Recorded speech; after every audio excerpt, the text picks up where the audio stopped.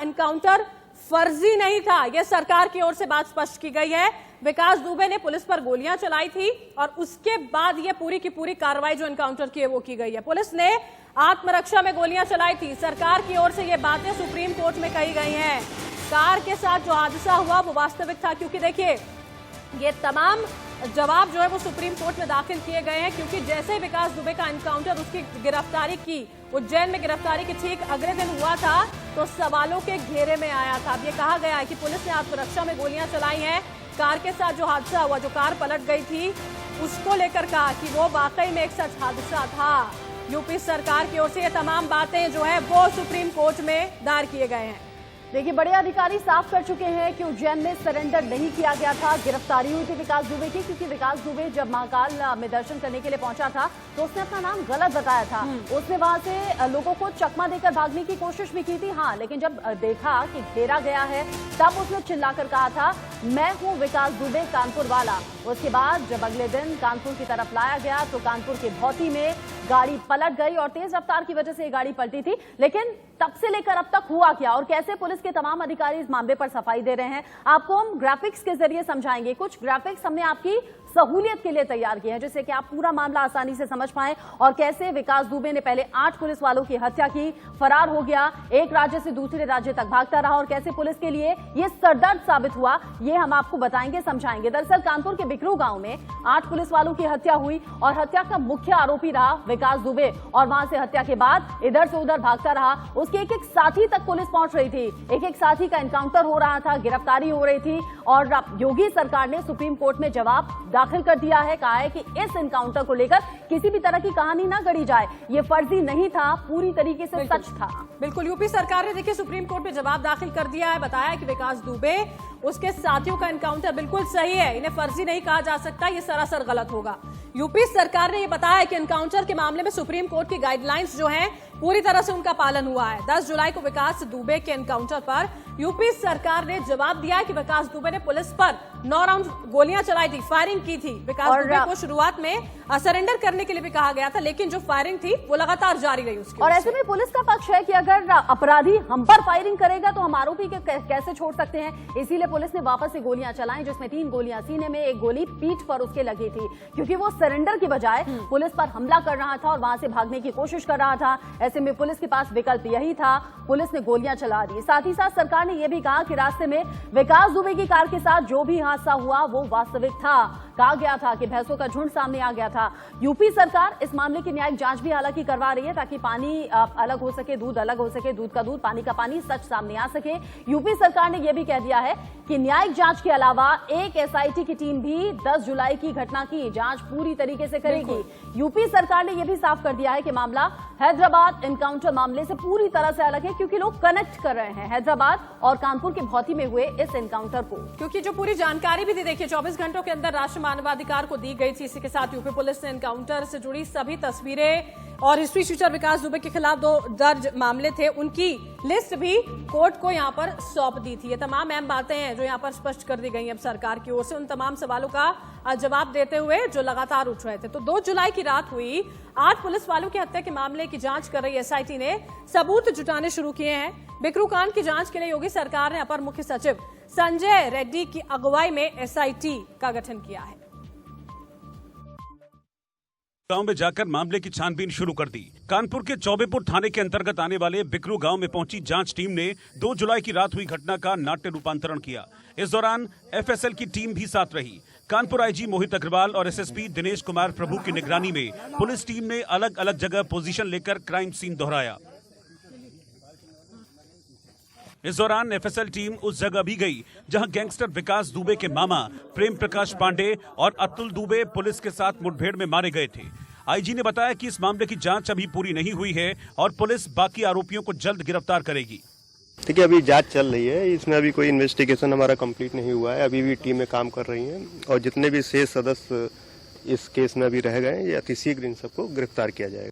बिकरू गांव में 8 पुलिसकर्मियों की हत्या में मुख्य आरोपी विकास दुबे के साथ 6 आरोपी पुलिस एनकाउंटर में ढेर हो चुके हैं, जबकि 21 नामजद में से 6 को गिरफ्तार किया गया है।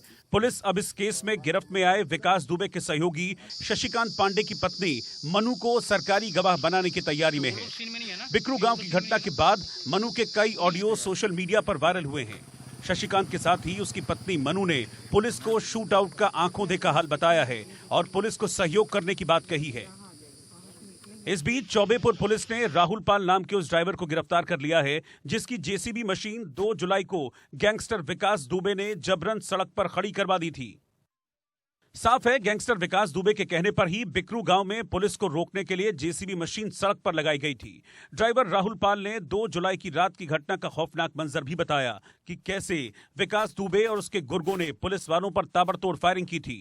छत पे चढ़ा, 8-10 मिनट बाद देखा वहाँ फायरिंग होने लगी। जब साथ फायरिंग होने लगी तो ये नहीं, हम बहुत तेज डर चुके थे। कम से कम 15 मिनट तक फायरिंग हुई। ड्राइवर के बयान से साफ है कि हिस्ट्री शीटर विकास दुबे ने एक सोची समझी साजिश के तहत पुलिस वालों पर हमला किया था, जिसमें सीओ समेत 8 पुलिस वाले शहीद हो गए थे। राजस्थान के रण को लेकर आरोप प्रत्यारोप का दौर चल रहा है, लेकिन सवालों की झड़ी विकास दुबे के एनकाउंटर को लेकर भी खड़ी हो गई, जिस पर योगी सरकार ने अपना पक्ष रख दिया है और कह दिया है कि एनकाउंटर पूरी तरीके से सही था। बड़ा पैनल हमारे साथ लगातार बना हुआ है, चर्चा करेंगे, सवाल जवाब उनसे भी होंगे। तो विकास दुबे के एनकाउंटर को लेकर लगातार जब से एनकाउंटर किया गया सवाल यहां पर जारी रहे। अब सरकार की ओर से सुप्रीम कोर्ट में तमाम जो जवाब है वो दाखिल कर दिए गए हैं। बड़ा पैनल हमारे साथ लगातार मौजूद है। एक बार फिर से तारुफ आपका करा दूं। मनोज मिश्रा बीजेपी के प्रवक्ता हमारे साथ हैं, अतुल सक्सेना है समाजवादी पार्टी का पक्ष रखेंगे, राजेश राय पूर्व आईजी हमारे साथ है, धर्मवीर चौधरी है नेता बीएसपी के। आपके पास अतुल जी पहले मैं आना चाहूंगी, जब सरकार की ओर से तमाम बातें स्पष्ट कर दी गई हैं, ये सवाल आखिर क्यों बार बार इस समाजवादी पार्टी के जहन में उठ रहा है इस एनकाउंटर के फर्जी होने को लेकर? फिर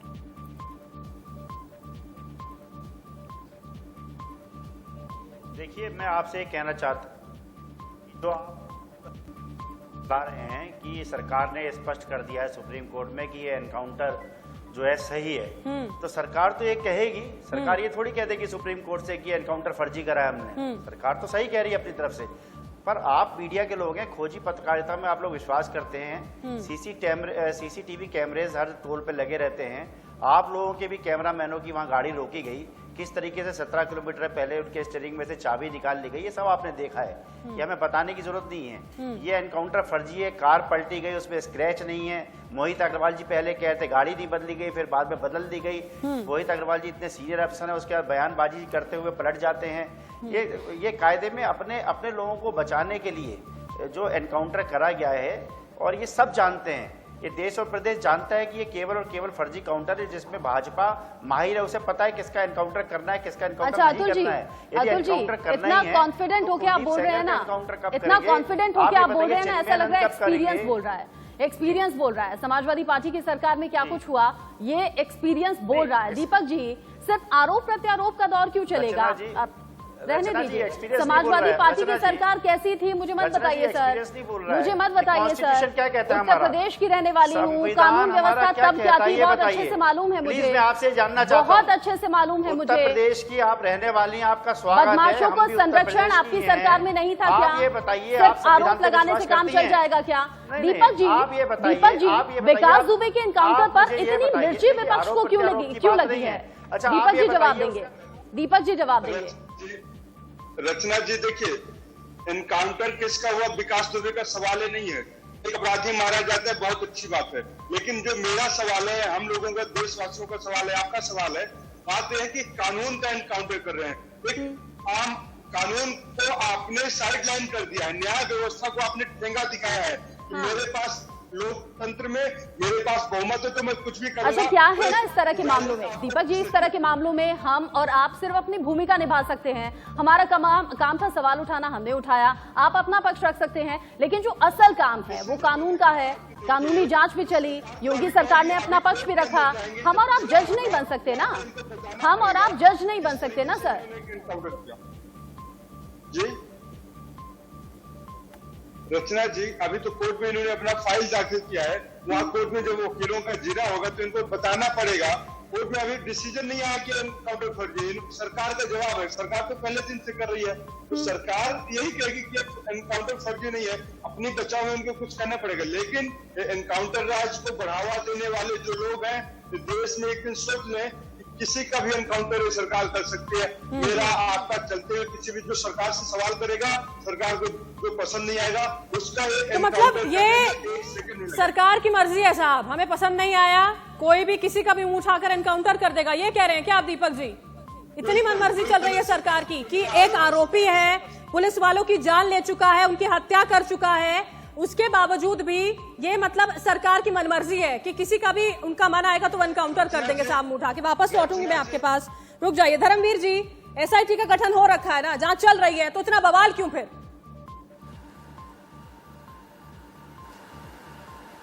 देखिए रचना जी, इनकाउंटर तो पुलिस वालों का हुआ था, 8 पुलिस वालों ने, बदमाशों ने 8 पुलिस वालों को मारा था। और ये सरकार पहले बदमाशों को महिमा मंडित करने का काम करती है, चाहे वो कुलदीप सेंगर हो, चाहे वो चिन्मयानंद स्वामी हो, और चाहे वो विकास दुबे हो। और जब इनके सर पे आ जाती है तो ये फर्जी इनकाउंटर में मारते हैं। तो ये सरकार जो है का लॉ एंड ऑर्डर में बिल्कुल फेल हो गई है।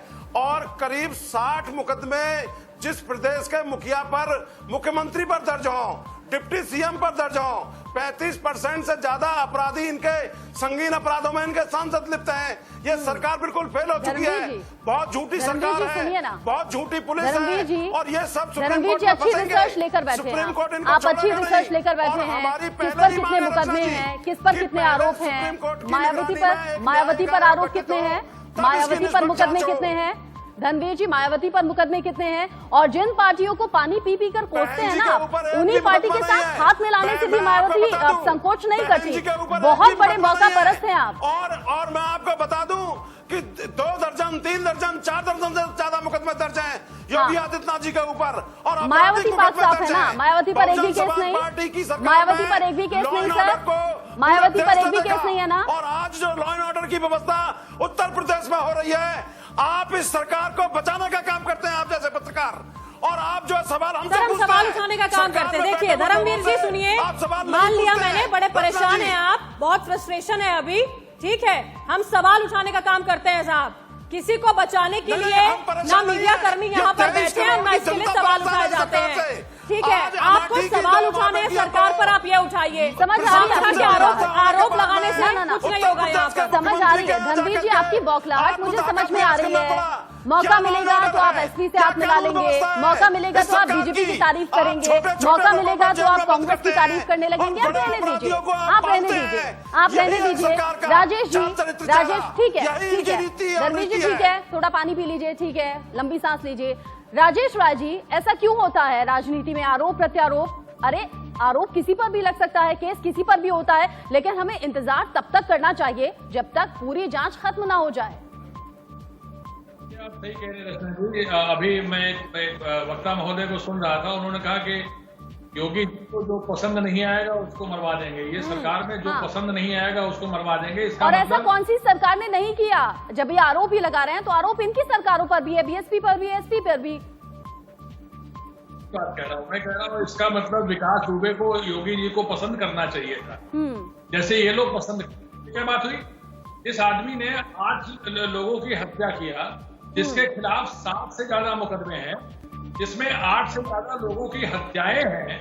ऐसा व्यक्ति दुर्दांत तरीके से उसने 8 पुलिसकर्मियों को मारा, उसके बारे में अगर ये कहा जाए कि ये हमें पसंद, आपको नहीं पसंद है, आपने मार दिया, हमें तो पसंद था ना, इसलिए हम विरोध करेंगे। बचाने का काम कर रहे थे, और जब पुलिस का हाथ नहीं आया, उसने सरेंडर कर दिया, तो उसको आपने मार दिया। अच्छा एक बात बताइए, सुनिए धर्मवीर जी, मेरी बात सुनिए, मेरी बात सुनिए, एक सेकंड रुक जाइए, शांत हो जाइए पहले। अगर चर्चा करनी है तो पहले शांत हो जाइए, मेरी बात सुनिए। अगर वो भाग रहा था, फरार हो, सिर्फ एक जवाब दीजिएगा, पुलिस को छोड़ देना चाहिए था क्या इतने बड़े हत्यारे को? सिर्फ ये बताइएगा। नहीं, कानून और न्यायालय इस देश में किस लिए है? बाबा साहब का संविधान किस लिए है? अरे साहब मैं क्या पूछ रही हूँ, अगर वो वहां से भाग रहा था, भागने की कोशिश कर रहा था, उसने पुलिसकर्मियों पर गोलियां चलाई, छोड़ देती पुलिस, जाने देती उसको?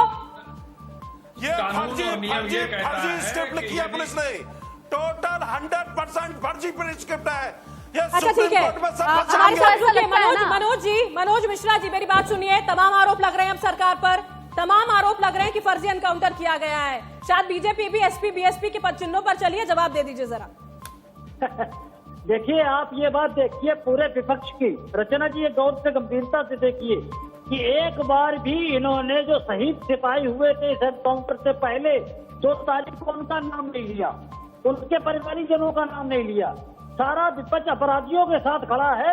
ये बड़ा ताज्जुब की बात है। जब जब इस देश में संकट आया तो ये विरोधियों के साथ खड़े हुए, विदेशियों के साथ खड़े हुए। जब पुलवामा में अटैक हुआ तो इन्होंने कहा कि साजिश है। धनवीर जी सुन लीजिए, धनवीर जी जब आपकी बात आएगी बोलिएगा। नहीं, धनवीर जी बोलिए, धनवीर जी बोलिएगा बाद में। मनोज जी को सुन लीजिए, मनोज जी को सुन लेते हैं, मनोज जी को सुन लेते हैं। और धर्मेंद्र जी से पूछ रहा है, जब मायावती जी उत्तर प्रदेश की मुख्यमंत्री थी, उत्तर प्रदेश की, तो एनआरएचएम घोटाले में 3 सीएम को मार दिए गए थे। एक सीएम को जेल के अंदर मार दिया गया था। रणवीर जी, पता है दिक्कत क्या है? पता है दिक्कत क्या है? अगर विकास दुबे गिरफ्तार होता, अगर विकास दुबे जेल जाता तो आप सबसे पहले सवाल उठाते। जानते हैं ये फितरत है ना।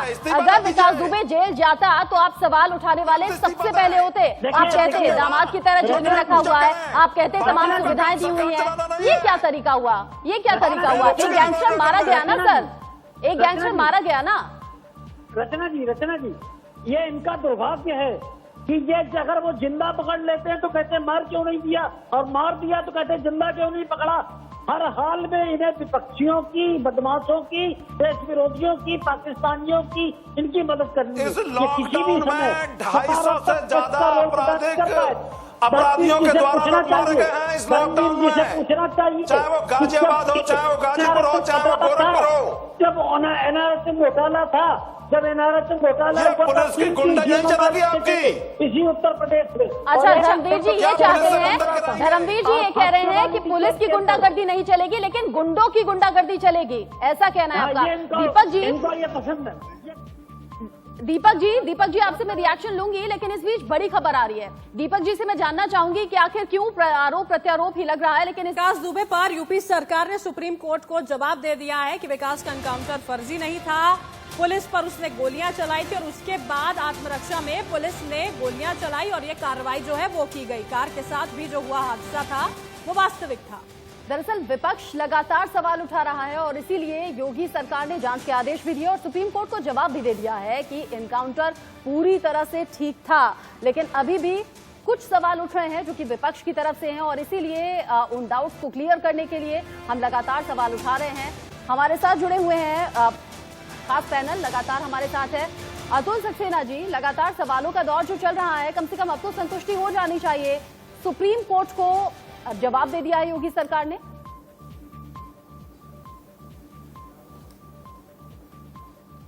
नहीं, योगी सरकार ने, जैसा मैंने आपसे पहले कहा था, योगी सरकार ने जो ये फिल्म बनाई है विकास दुबे एनकाउंटर के ऊपर, उसकी समीक्षा करते हुए एनकाउंटर की पूरी फिल्म की स्टोरी जो है सुप्रीम कोर्ट में जाके पेश कर दी और ये कह दिया है कि एनकाउंटर जो है सही था। और ये कहना उनका सही है, ये थोड़ी कह देंगे कि एनकाउंटर हमने फर्जी करा है। ये जिसका एनकाउंटर अच्छा, चाहते हैं उसका करते हैं। उसी तरह ना जिस तरह अखिलेश यादव पर तमाम आरोप लगे, पार्टी के बड़े बड़े नेताओं पर लंबे आरोप लगे, लेकिन उनकी तरफ से भी कह दिया गया कि देखिए हम तो निर्दोष हैं, हमारी तरफ से कोई घोटाला घपला नहीं हुआ है, करोड़ों का घोटाला हुआ है समाजवादी पार्टी की। और अतुल जी देखिए, आपके जो तमाम ये बातें हैं ना, आरोप है, ठीक है, मान लिया हमने, विपक्ष में बैठते हुए शायद आप सही समझते होंगे। आगे आखिर क्यों इस तरह की स्थिति आ जाती है, किस तरह के एनकाउंटर्स पर भी सवाल उठते हैं, ये समझने की कोशिश हम आगे भी जारी रखेंगे।